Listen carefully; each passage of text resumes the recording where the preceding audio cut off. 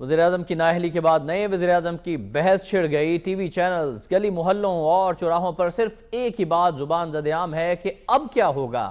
ذرائع کہتے ہیں کہ شہباز شریف ملک کے نئے وزیراعظم ہوں گے۔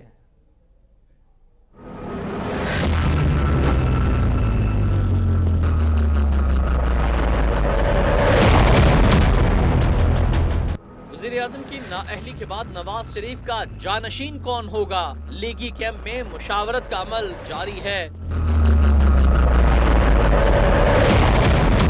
پنجاب ہاؤس مشاورت کا مرکز بن گیا۔ ذرائع کہتے ہیں کہ 45 دن کے لیے نیا وزیر اعظم لایا جائے گا، جس کے بعد وزیر اعلیٰ پنجاب شہباز شریف کو وزیر اعظم منتخب کیا جائے گا۔ ذرائع کے مطابق عبوری وزیر اعظم کے لیے شاہد خاقان عباسی، عبدالقادر بلوچ، خرم دستگیر شامل ہیں، جبکہ اسپیکر قومی اسمبلی ایاز صادق بھی اس دوڑ میں شامل ہیں۔